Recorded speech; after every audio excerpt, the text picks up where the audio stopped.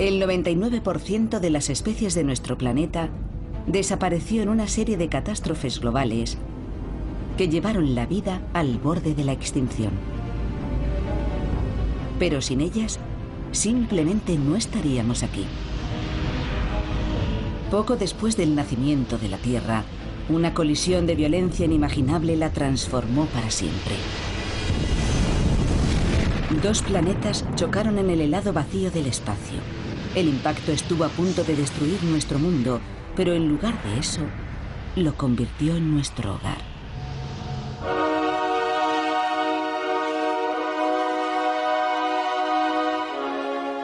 Catástrofe, el nacimiento del planeta. Nuestro planeta tiene aproximadamente 4.500 millones de años.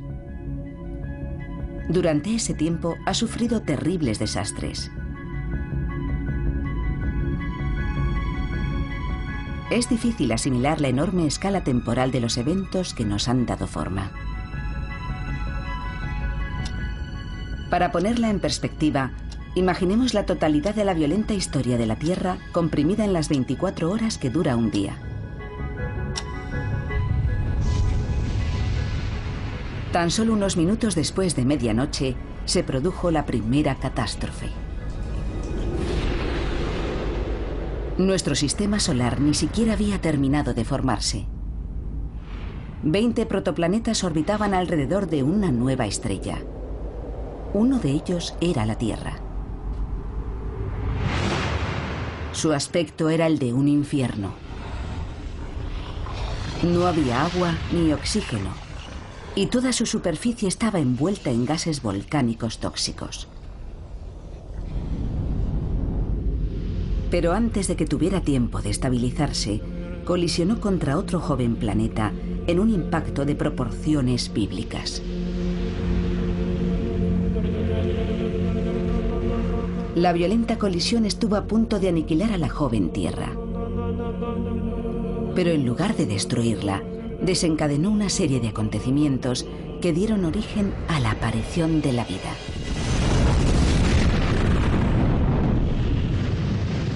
Algo que jamás habría existido en la Tierra sin este cataclismo. Pero ¿cómo sabemos qué fue lo que ocurrió y cómo influyó esta colisión en la evolución de la vida? Bill Hartmann ha dedicado su vida al estudio de las primeras fases del sistema solar. La ausencia de restos hace muy difícil su trabajo. Los restos de la primera parte de la historia de la Tierra desaparecieron por efecto de la erosión, la lluvia, las derivas continentales, las colisiones de los continentes o la elevación de las cordilleras. Resultó que la mejor forma de estudiar los primeros días de la Tierra era observar la superficie de nuestros planetas vecinos. Las superficies de Mercurio y Marte están cubiertas por cráteres de impacto de más de 4.000 millones de años de antigüedad. Estas cápsulas del tiempo proporcionaron a Hartmann valiosos datos sobre las duras condiciones que debió afrontar la joven Tierra. No solo hay cráteres de 200 o de 300 kilómetros de diámetro. Algunos alcanzan los 1000 kilómetros. Son realmente grandes. Estos cráteres nos ofrecen la imagen de un periodo muy violento. De un sistema solar repleto de escombros, en el que millones de cometas y asteroides se estrellaban contra los protoplanetas. Nada estaba a salvo. La propia Tierra fue bombardeada. Esta ventana a los primeros momentos de nuestro sistema solar nos hizo comprender que la Tierra también fue el blanco de terribles impactos que podrían haber dañado gravemente el planeta. Y eso hizo que empezáramos a pensar en los efectos de aquellos impactos gigantes. Los planetas fueron golpeados por pequeños asteroides y por objetos mucho mayores, con dramáticas consecuencias. Aquel proceso dio lugar a una especie de paradoja maravillosa. Los millones y millones de pequeños impactos tendían a unificarlo todo, pero los grandes impactos dieron personalidades individuales a los planetas. La Tierra, por ejemplo, posee un eje de rotación cuya inclinación supera los 23 grados y un satélite cercano que orbita a su alrededor. Dos características que inspiraron a Hartmann una teoría radical: que la Tierra había colisionado contra algo del tamaño de otro planeta, creando esa inclinación, y la Luna. En aquella primera fase había planetas ya formados, pero también cuerpos de desecho. Y si uno de ellos se hubiera estrellado contra la Tierra, podrían haberse desprendido materiales que al orbitar a su alrededor habrían acabado formando la Luna. Hartmann imaginó el momento de aquella terrible colisión. Una Tierra recién formada giraba alrededor del Sol a gran velocidad. Y otros 20 planetas hacían exactamente lo mismo. Uno de ellos, Theia, tenía aproximadamente el tamaño de Marte y giraba alrededor del Sol en la misma órbita que la Tierra. La colisión era inevitable. Theia se estrelló contra la Tierra a más de 30.000 kilómetros por hora, con la fuerza de miles de millones de bombas atómicas.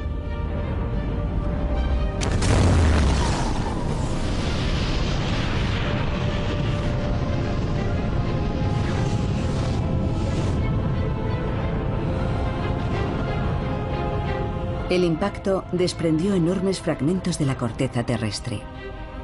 Miles de millones de toneladas.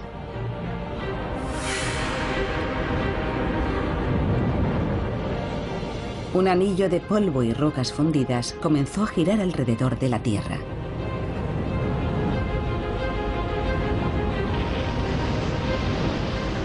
Los restos se fueron aglomerando, hasta formar una bola 50 veces más pequeña que nuestro planeta. Lo que hoy llamamos la Luna. Hartmann lanzó esta idea en los años 60, pero la comunidad científica se resistió a aceptarla. Para los científicos, todo era un lento proceso geológico, como las montañas que se desgastan perdiendo minúsculos granos de arena. Y pensar que algo tan colosal como la Luna se hubiera formado como resultado de un solo evento era algo que les costaba asimilar.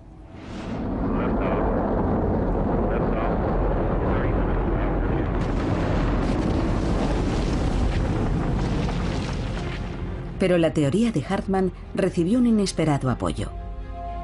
En 1969, el módulo lunar del Apolo 11 se posó en la superficie de la Luna. Un pequeño paso para el hombre. Un gran salto para la humanidad. Los astronautas americanos viajaron 6 veces a la Luna. Exploraron su superficie, recorrieron sus cráteres y trajeron a la Tierra 380 kilos de rocas lunares. Por primera vez, los científicos podían investigar de qué estaba hecha la Luna. Los resultados fueron sorprendentes. Su composición química era muy similar a la de la capa más externa de la corteza terrestre. Para los investigadores, este hallazgo resultó interesante, pero para Hartmann era una nueva prueba de su teoría. Tenemos una superficie rocosa y un gran impacto desprende todas esas rocas de la corteza. Esos materiales salen despedidos y forman la Luna. Pero muchos científicos no podían aceptar que un gran impacto cósmico hubiera podido dar forma a la Luna y la Tierra que conocemos hoy. Algunos me dijeron que investigarían primero otras teorías porque la mía era descabellada. Hartmann consiguió por fin la prueba que buscaba tras un encuentro casual con la astrofísica Robin Carnap. Ella estaba utilizando modelos por ordenador para estudiar las lunas de Saturno. Bill Hartman me preguntó, ¿has pensado en aplicar tus modelos sobre la formación de las lunas de Saturno a los orígenes de nuestra luna? Yo le dije que no. Robin utilizó el mismo software para reproducir los principios del sistema solar y recreó una colisión planetaria como la que sugería Hartman. Un impacto que diera como resultado la Tierra y la Luna. Estamos hace 4.500 millones de años, al final de la formación de la Tierra, y vemos como un pequeño planeta, el de la derecha, va a impactar contra la Tierra, que sería el más grande, el de la izquierda. Se produce la colisión y, como podemos ver, el objeto más pequeño impacta oblicuamente y queda destruido por la colisión. Los modelos mostraron lo que pudo haber ocurrido durante la colisión. Theia, el planeta impactante, fue completamente aniquilado. La Tierra sobrevivió, por poco. El impacto fue tan violento que alteró la forma del planeta. La Tierra se comporta como una masa de roca fundida. Cuando el objeto la golpea, se genera algo parecido a una onda expansiva, como la que se produce cuando lanzamos una piedra a un lago en un ángulo oblicuo. Y esa onda se propaga por toda la superficie de la Tierra. La colisión provocó una gigantesca oleada de lava derretida. Esta colisión tan violenta genera energía suficiente para fundir la Tierra. Y de hecho, tras este impacto, la Tierra queda rodeada por una atmósfera de roca vaporizada. Billones de toneladas de escombros flotan en el espacio. El planeta impactante queda pulverizado, formando este largo brazo que se convierte en un disco que vemos aquí, casi de canto. Y a partir de ese disco se formará posteriormente la Luna. El modelo de Canap muestra que la Luna está formada por una mezcla de materiales de la Tierra y Theia. Entonces llamé a mi colega y le dije, no te lo vas a creer, pero he simulado el impacto de un planeta del tamaño de Marte a un ángulo de unos 45 grados. Y ha funcionado. Y él me dijo, será mejor que lo repitas. Así que hice nuevas simulaciones y quedó claro que ese tipo de impacto es el que creó un sistema como el de la Tierra y la Luna. Una nueva prueba de que la descabellada teoría de Hartman era correcta. Fue emocionante ver que sus modelos ratificaban que se podría haber formado un anillo de escombros alrededor de la Tierra, del que habría surgido la Luna. Hartman y Canap mostraron que nuestra Luna era el resultado de una violenta colisión cataclísmica entre Theia y la Tierra. La Tierra escapó de la destrucción total por muy poco. Pero la colisión desencadenó una asombrosa serie de eventos que transformaron el planeta.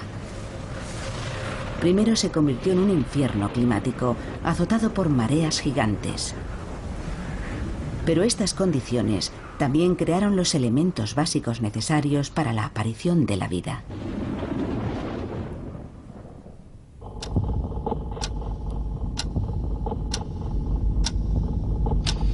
Apenas han pasado 10 minutos en nuestro reloj de la historia de la Tierra. 30 millones de años en tiempo real. El periodo más importante de la vida de nuestro planeta. La Tierra empezó a recuperarse de su colisión con Theia y los restos del desastre formaron la Luna.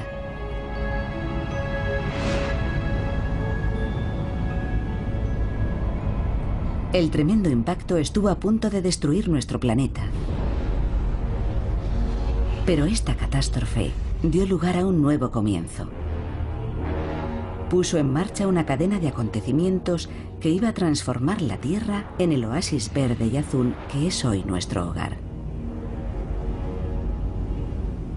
La colisión fue tan violenta que alteró incluso la rotación del planeta.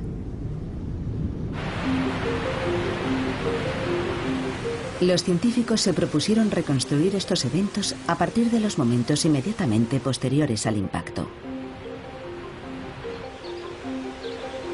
La ciudad de Ítaca pertenece al estado de Nueva York. La paleontóloga Judith Nagel Myers busca pistas que puedan indicar cómo era el planeta justo después del impacto.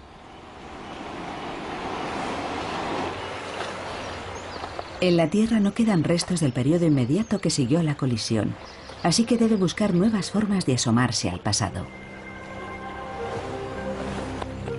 Nagel Myers estudia corales fosilizados. En otro tiempo esta zona estuvo sumergida bajo el mar. Estos corales solo tienen 400 millones de años, pero contienen información vital sobre cómo era la Tierra hace 4.500 millones de años, cuando se formó la Luna. Soy una apasionada de los fósiles, porque son como una ventana en el tiempo. Observando sus restos y esqueletos, se puede reconstruir el entorno que había aquí, mucho antes de que existieran los seres humanos. Estos fósiles tienen la inusual cualidad de ofrecernos una instantánea capturada, día a día, de las condiciones de la Tierra primitiva. Los corales desarrollan capas de caliza para protegerse. Una capa cada día del año. Se puede observar el mismo proceso en cualquier arrecife de coral. Si examinamos de cerca los corales actuales, podremos ver estas finas líneas que se van formando según crecen. Son similares a los anillos de crecimiento de los árboles. Cada una de estas líneas representa un día. Estas capas acaban formando un anillo anual más grande. En los corales actuales podemos contar exactamente 365 líneas de crecimiento por cada año de vida. Y esa es la clave. Los corales fosilizados de hace 400 millones de años no tienen 365 líneas de crecimiento por año. Tienen 410. Cuando estos corales estaban vivos, hace 400 millones de años, un año no tenía 365 días, sino 410.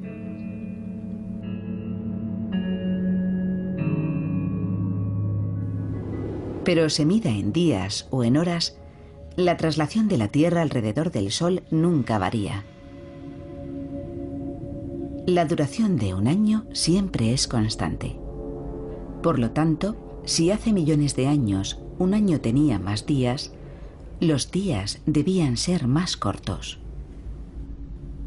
Eso significa que hace mucho tiempo, cuando este animal estaba vivo en el océano, los días de entonces tenían menos horas que los actuales.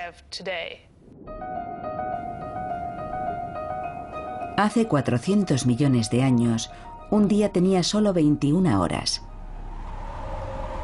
Y si los días eran más cortos, tenía que ser porque la Tierra giraba más deprisa. La velocidad de rotación de la Tierra hace 400 millones de años permite calcular su velocidad justo después de la colisión planetaria. Hace 4.400 millones de años, un día duraba 6 horas.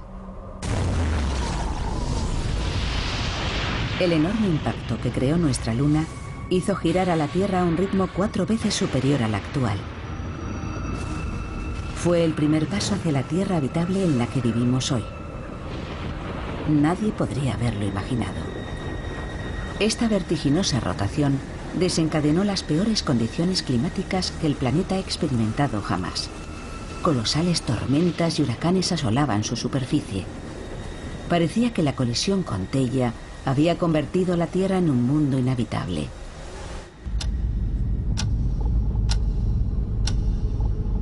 «12 minutos desde la medianoche.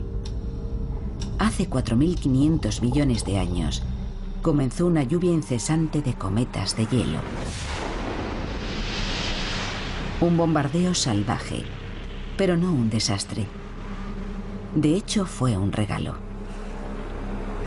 El hielo fundido y el agua condensada del interior del planeta formaron los primeros océanos. Pero la joven Tierra seguía siendo un lugar violento y hostil que giraba a un ritmo desbocado. Lluvias torrenciales y vientos de 800 kilómetros por hora azotaban la superficie. La atmósfera era un cóctel letal de dióxido de carbono y lluvia ácida. Parecía imposible que en un lugar semejante pudiera surgir la vida. De no ser por un detalle. Nuestra luna era muy diferente a la que hoy contemplamos. Estaba 10 veces más cerca, dominando casi por completo el horizonte. Era otra consecuencia de la gran colisión, pero esta vez su efecto fue positivo. Al estar tan cerca, su efecto gravitatorio era mucho más poderoso. Los nuevos océanos terrestres eran atraídos por una fuerza incontenible. Gigantescas mareas recorrían el planeta a cientos de kilómetros por hora. Se podría pensar que eso haría aún más difícil la aparición de la vida, pero no fue así. En realidad contribuyó a que surgieran los primeros seres vivos.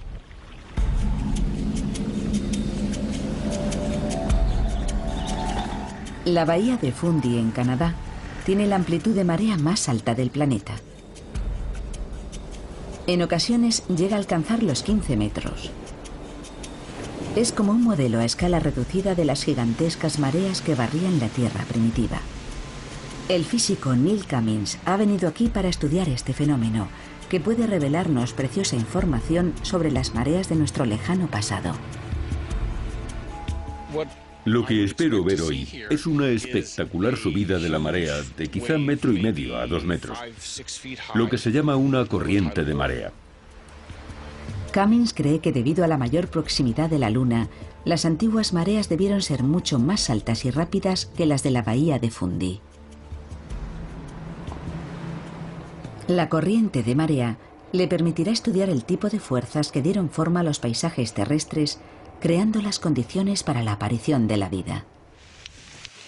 Desde aquí se puede ver bien la corriente de marea. Ya empieza a formarse la ola. Sí, Ya veo la espuma. es absolutamente fascinante. Ya empieza a oírse, está como a 1 kilómetro. Tienes la sensación de que está ocurriendo algo que no se puede ver en ningún otro lugar. ¿Vamos hacia ella?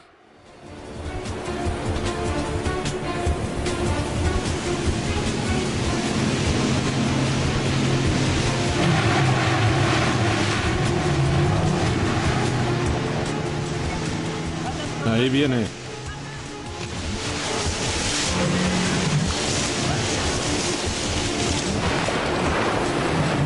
Impresionante.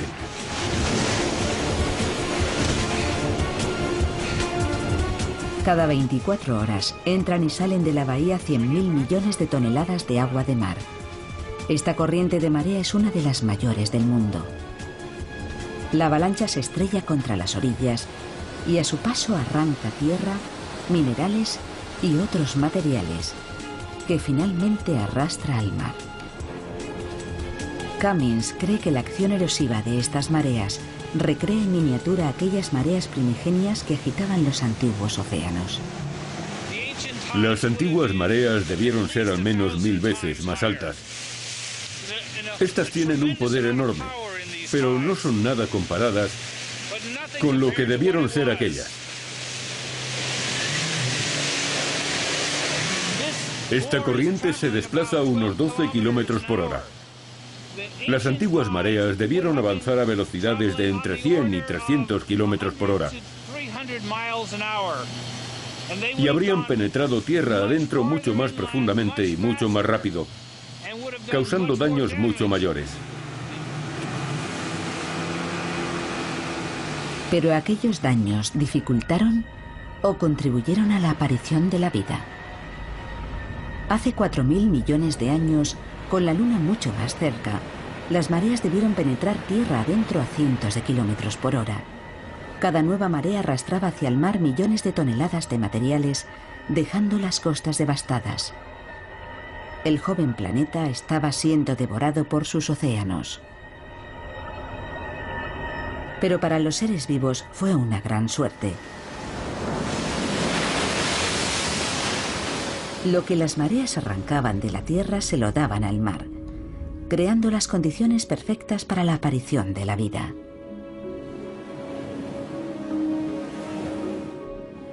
Para que surgiera la vida, los océanos debían contener una gran cantidad de minerales que se combinaran e interactuaran libremente. Y eso solo pudo ser posible gracias a las mareas gigantes que provocó la Luna cuando estaba mucho más cerca.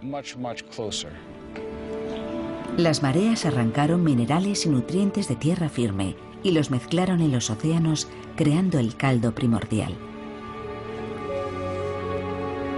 Los científicos creen que las interacciones químicas que se produjeron en ese caldo primordial dieron origen a los primeros aminoácidos y proteínas, los elementos básicos de la vida.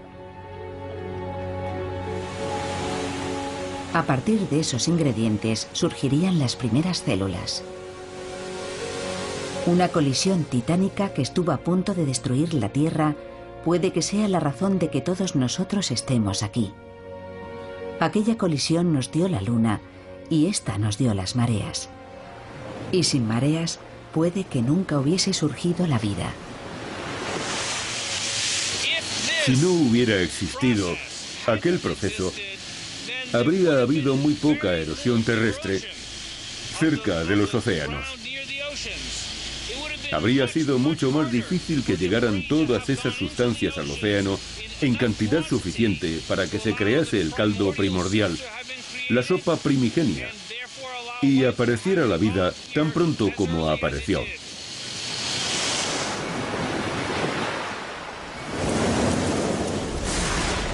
La promesa de la vida se encontraba en los océanos en forma de simples cadenas de moléculas, las precursoras de la vida. Pero la superficie terrestre seguía siendo hostil. El planeta giraba vertiginosamente, el clima era caótico y las mareas demasiado violentas. Si no se suavizaba la influencia de la Luna, la evolución tendría que esperar indefinidamente.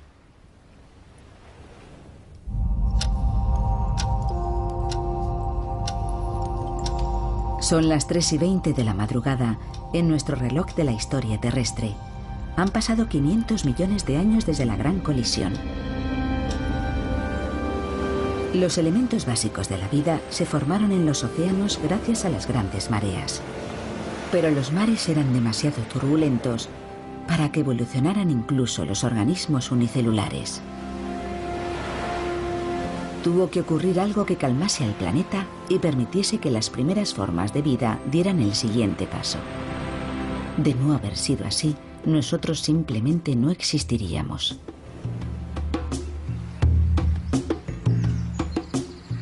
En KwaZulu-Natal, en Sudáfrica, la paleontóloga Nora Noffke estudia los primeros pasos que dio la vida. Los fósiles que ha descubierto en esta garganta están desvelando muchos secretos. Pertenecen a algunas de las formas de vida más antiguas del planeta y lo que revelan es asombroso.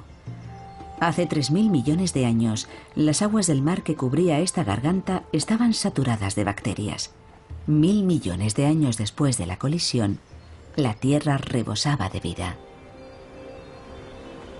Fue uno de los grandes momentos de mi carrera. Habíamos estado buscando todo el día y de repente, a media tarde, cuando los rayos del sol alcanzaron el ángulo correcto, empezamos a ver fósiles por todas partes.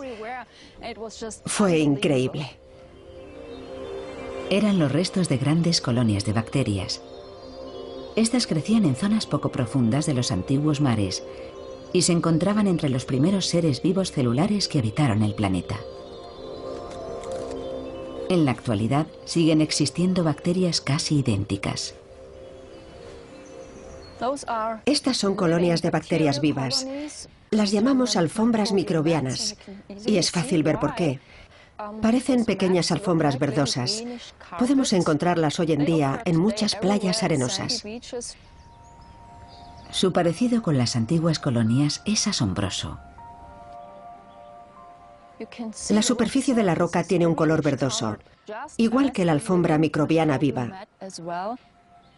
Si siguen mi dedo, pueden ver el borde de la alfombra microbiana fosilizada. Por aquí. Y aquí debajo podemos ver la arena. Es una alfombra semejante a la que he traído, pero está fosilizada y tiene 3.000 millones de años. Las rocas de la garganta estaban cubiertas por una impresionante diversidad de comunidades microbianas. Ecosistemas de bacterias tan complejos como los que existen hoy en día. Pero estas rocas revelan algo más. No solo muestran cuándo se desarrolló la vida bacteriana, sino también cómo fue posible. Las huellas indican que el mar que las cubría no era uno de los violentos océanos que se formaron tras la colisión con Theia. Eran aguas tranquilas y poco profundas. La primera vez que vine aquí me fijé en estas ondulaciones y me parecieron iguales a las que podemos ver cuando paseamos hoy por cualquier playa. La arena forma las mismas estructuras. Cómo se han conservado me pareció extraordinario. Parece como si la marea acabara de retirarse. Pero estas ondulaciones tienen 3.000 millones de años. Es la instantánea fosilizada de un antiguo mar que acaricia suavemente la orilla, sin el menor rastro de mareas gigantes o vientos huracanados.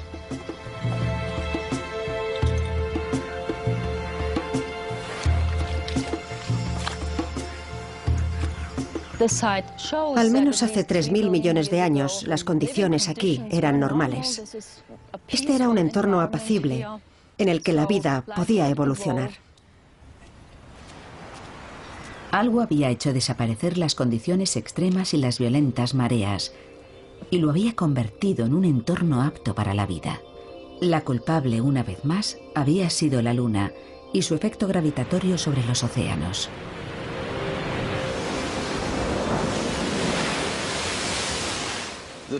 Las mareas, desde que empezaron a formarse, han actuado como un freno de la rotación de la Tierra. Casi podríamos decir que son como los frenos de un coche, que al presionar sobre los discos le hacen perder velocidad. Eso es lo que pasó y sigue pasando con las mareas. Es un proceso llamado fricción mareomotriz. Cuando se encuentran las mareas y los continentes, el agua hace presión contra la Tierra. Crea una fricción que frena literalmente la rotación de la Tierra. A lo largo de millones de años, la fricción mareomotriz fue frenando su vertiginosa velocidad. Los días se fueron alargando y los caóticos vientos huracanados se calmaron. Era un paso en la dirección correcta, pero aún insuficiente para dar origen a los mares en calma que vemos fosilizados en KwaZulu Natal. La Luna aún estaba muy cerca y su atracción gravitatoria sobre los océanos seguía siendo demasiado fuerte. Para que estos se calmaran por completo, tuvo que ocurrir algo más. Las respuestas llegaron gracias al programa Apolo de la NASA, hoy en su fase final tras la misión que llevó al hombre a la Luna.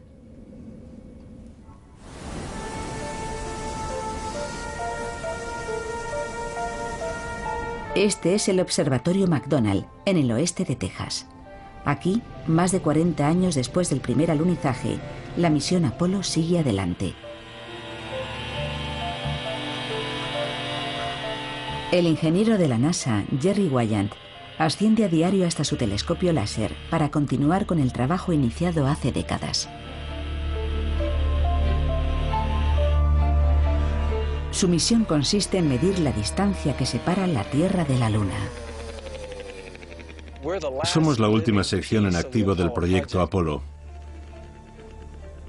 Muchos piensan que el proyecto está cerrado y se sorprenden cuando les digo lo que hago: lanzar un rayo láser a la Luna. Los astronautas dejaron en la Luna una bandera de los Estados Unidos y algo más. Reflectores. Casi a diario, Jerry Wyant y su compañero dirigen su láser hacia uno de estos reflectores para determinar la distancia exacta que nos separa de nuestro satélite. Este es un láser de 1000 millones de vatios. Lo dirigimos hacia un reflector en la Luna y medimos el tiempo que tarda en llegar y el que tarda en regresar. Luego analizamos los datos.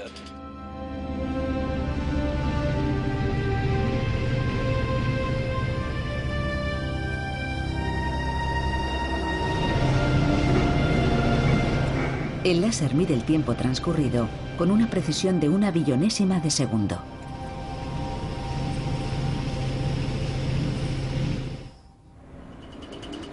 Pero primero tienen que encontrar el reflector.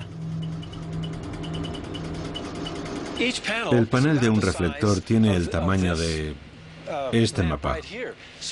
Así que hacer diana en algo de este tamaño, que está a 384.000 kilómetros, no es fácil. Necesitan una noche despejada y localizar su objetivo.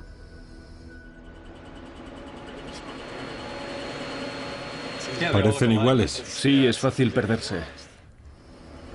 A veces tardan hasta 4 horas en localizar el reflector.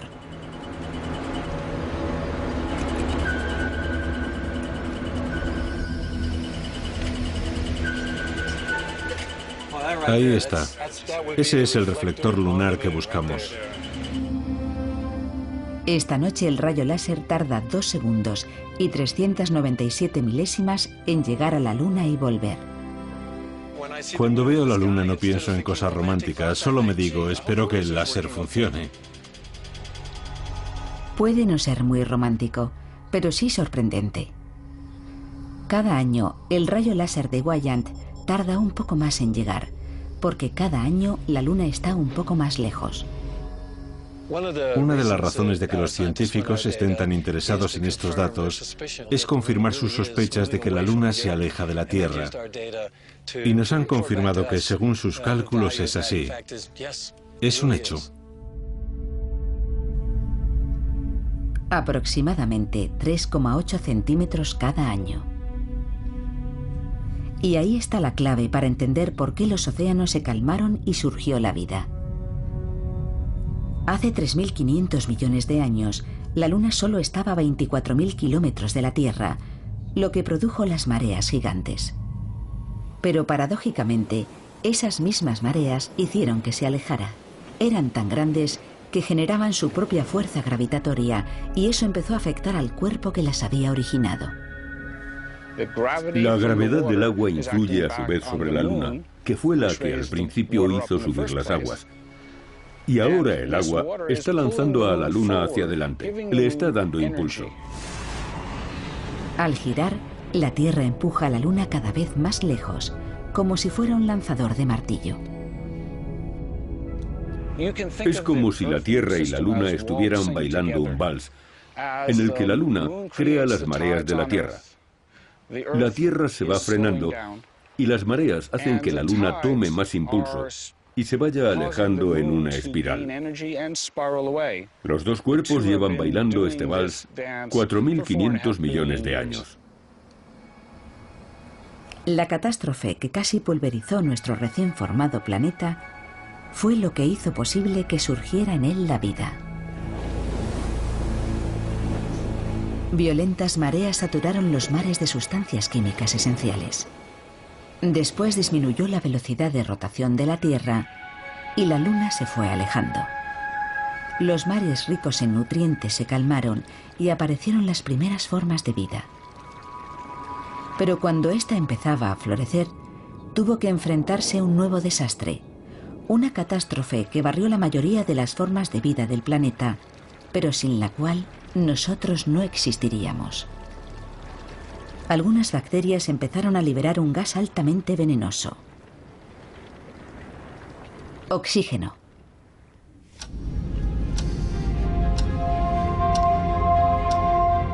Son las 8:10 de la mañana en nuestro reloj planetario. Ya han pasado más de 1.000 millones de años desde la violenta colisión que estuvo a punto de destruir la Tierra.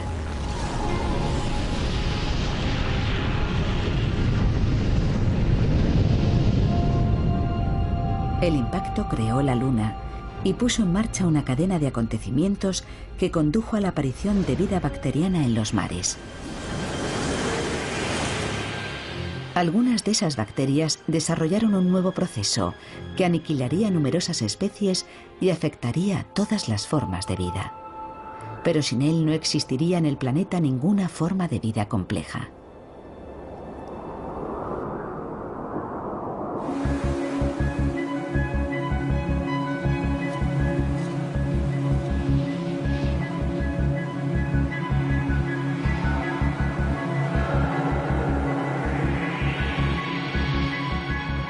Este paisaje desolado es el desierto del norte de México y una ventana al pasado. Uno de los pocos lugares del mundo donde podemos ver cómo debió ser la Tierra hace 2000 millones de años. Un planeta en una encrucijada evolutiva. La bióloga Janet Seifert estudia las bacterias de estas aguas, lo que le ha permitido comprender cómo las primeras bacterias cambiaron la Tierra para siempre. En estas lagunas podemos ver comunidades microbianas a simple vista, algo muy similar a lo que ocurría en el pasado. Las bacterias dominaban la Tierra primitiva, no había animales ni plantas, de modo que esto es una especie de réplica. A la doctora Seifert le interesan especialmente estas curiosas formaciones de caliza.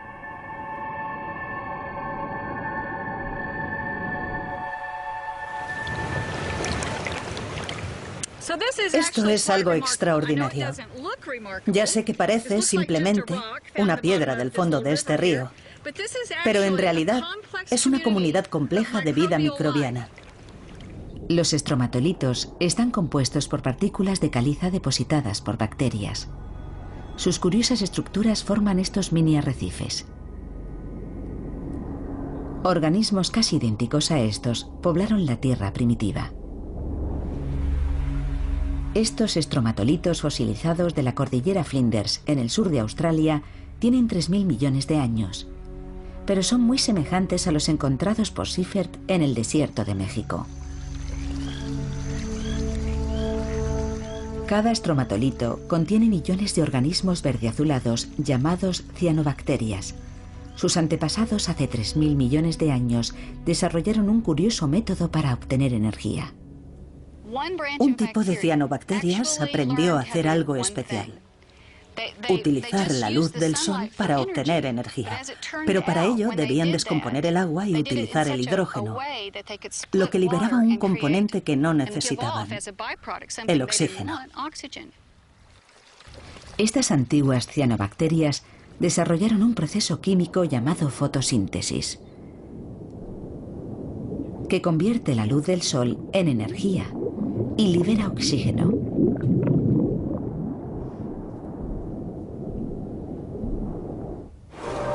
Fue una revolución biológica que cambió el planeta para siempre.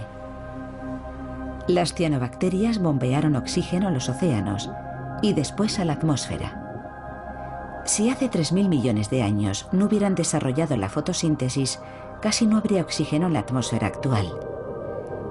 Sin las cianobacterias no podríamos haber evolucionado. Ellas son las responsables de que respiremos oxígeno. Cuando las cianobacterias empezaron a liberar oxígeno, cambiaron nuestro planeta para siempre. Cambiaron la forma en que la vida iba a evolucionar y cambiaron la atmósfera por completo. La producción de oxígeno hace 3000 millones de años lo cambió todo. Pero las bacterias que iniciaron el proceso siguen haciéndolo hoy en día. Recuerdo que la primera vez que buceé aquí, me fijé en las pequeñas burbujas que se formaban debajo de la masa de estromatolitos. Era increíble pensar que ese proceso que estaba viendo allí mismo fue lo que creó la atmósfera que respiramos hoy. Aquellas antiguas cianobacterias fueron las antepasadas de todas las plantas del mundo. La fotosíntesis fue un éxito extraordinario. Las bacterias florecieron y evolucionaron. Siempre relacionamos los microbios con algo malo. Pero si las bacterias no hubieran conseguido procesar la energía del sol y liberar oxígeno, ni ustedes ni yo estaríamos aquí. Porque eso fue lo que permitió la evolución de seres vivos complejos. Pero para los organismos que no pudieron adaptarse, el oxígeno significó la muerte. Empezó a liberarse aquel nuevo elemento, el oxígeno, y fue un veneno para la mayoría de los seres vivos del planeta. Lo que ocurrió fue realmente devastador. Todos debían intentar adaptarse a la presencia de oxígeno en la atmósfera. Unas pocas bacterias lo consiguieron. Y aquellas supervivientes fueron el origen de seres como nosotros. Me siento muy afortunada, porque si aquel gas venenoso que liberaron las cianobacterias no se hubiera acumulado en la atmósfera, yo no estaría aquí. De modo que esta gran innovación biológica que tuvo lugar hace 3.800 millones de años debería estar entre las que más ha beneficiado al ser humano. A las 8:12 de la mañana, la atmósfera ya contenía oxígeno y los océanos hervían de bacterias. La vida había comenzado, pero el origen de todo fue una catástrofe. El nacimiento de la vida puede parecer algo inevitable, pero no lo es en absoluto. Tal vez aquel gran impacto fue la única razón de que apareciera. Si hubiera ocurrido de forma ligeramente diferente, tal vez no existiríamos ninguno de nosotros. Si pensamos en los diferentes impactos que se podrían haber producido, dando como resultado sistemas Tierra-Luna mucho menos habitables que el nuestro, impresiona pensar que, en cierto sentido, tuvimos suerte. Y esa es la clave. Tuvimos suerte no solo con aquel primer gran impacto, sino en incontables ocasiones a lo largo de miles de millones de años. Lo que estamos constatando es que las catástrofes han jugado un papel muy importante en la evolución de la vida en la Tierra. Estamos al final de una larga cadena de eventos extraordinarios. Si se hubieran producido de cualquier otra forma, yo no estaría aquí, sentado en esta piedra. Solo hay una conclusión posible. No estamos aquí porque nos lo merezcamos, sino porque hemos tenido mucha suerte. La colisión con Theia fue solo la primera de muchas tiradas de dados. Te hace pensar en esa secuencia única de acontecimientos aleatorios que fueron necesarios para darnos la Tierra que hoy habitamos. Si cualquiera de ellos hubiera sido ligeramente diferente, nuestro mundo y nosotros mismos ni siquiera existiríamos. Así que una catástrofe siempre es, en cierto modo, un comienzo. Aquella colisión fue el comienzo de una nueva Tierra, muy distinta de los demás planetas del universo conocido, que inició el largo y difícil camino hacia la vida. De no haberse producido, probablemente no estaríamos aquí.